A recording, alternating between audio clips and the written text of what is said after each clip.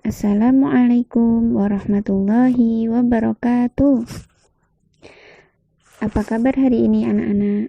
Ibu harap semuanya dalam keadaan sehat. Kembali lagi dalam pelajaran PAI. Namun sebelum kita mulai belajar, mari kita berdoa terlebih dahulu. Bismillahirrahmanirrahim. Raditu billahi robba wa bil islami dina wa bi Muhammadin nabiyya wa rasula Rabbi zidni ilma warzuqni fahma. Amin. Anak-anak sudah siap semua ya untuk belajar? Pada pertemuan kali ini kita akan mempelajari tentang qada dan qadar yang menumbuhkan semangat. Nah, namun sebelumnya kita akan mempelajari terlebih dahulu apa pengertian qada dan apa pengertian qadar. Yang pertama yaitu pengertian qada. Apa itu qada? Qada adalah suatu ketetapan Allah sejak zaman azali sesuai dengan kehendaknya tentang segala sesuatu yang berhubungan dengan makhluknya. Zaman azali itu apa, Bu? Zaman azali itu adalah zaman dahulu sebelum diciptakan alam semesta.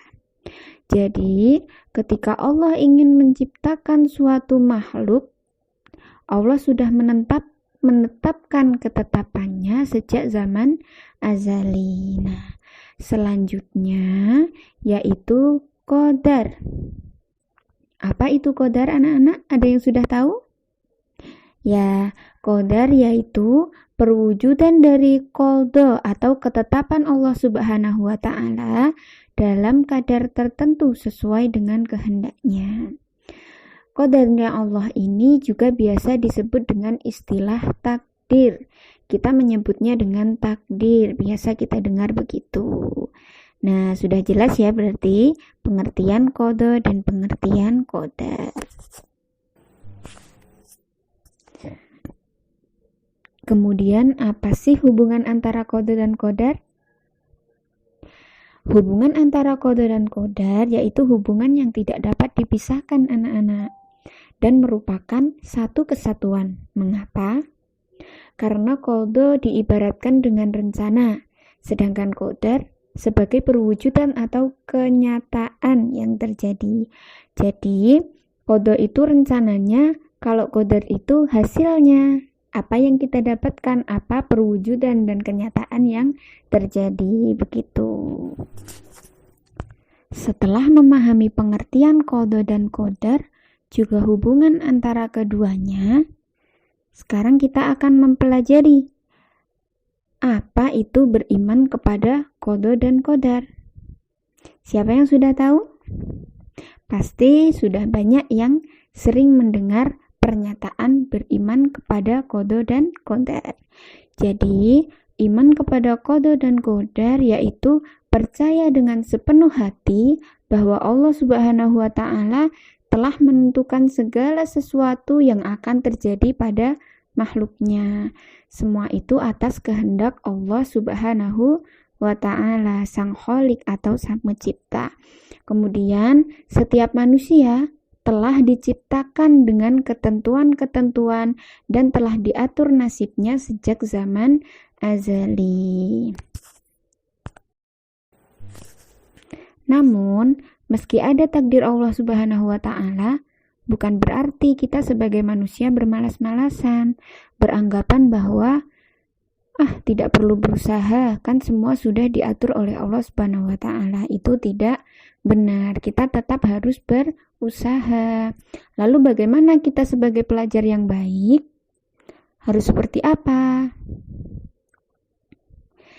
Jangan hanya menunggu nasib tanpa berusaha atau berikhtiar, karena sebuah keberhasilan tidak akan tercapai tanpa adanya usaha. Sebagai pelajar yang baik, setelah memahami makna qada dan qadar, juga apapun yang berkaitan dengan keduanya, hendaknya sebagai pelajar menjadi lebih giat dan semangat lagi dalam belajar. Karena setelah tahu apa itu qada dan qadar, maka anak-anak akan paham bahwasannya kesuksesan di masa depan tidak akan bisa didapat hanya dengan bermalas-malasan. Kesuksesan di masa depan pastinya diraih dengan giat dan semangat belajar. Begitupun kesuksesan di akhirat juga tidak mungkin didapat dengan bermalas-malasan. Harus semangat juga giat dalam beribadah. Nah, anak-anak, belajar itu juga wujud ibadah seorang pelajar loh. Dengan semangat belajar, insya Allah akan meraih kesuksesan dunia akhirat dengan izin Allah. Amin. Jangan lupa semangat belajar terus ya anak-anak. Baik, untuk pertemuan pada hari ini Ibu cukupkan. Sebelum kita akhiri pelajaran, kita berdoa terlebih dahulu. Berdoa mulai. Bismillahirrahmanirrahim. Allahumma arinal haqqa haqqa warzuqna ittiba'ah wa arinal batila batila warzuqna ijtinaba. Amin.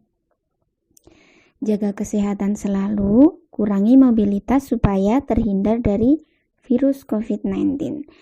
Terima kasih.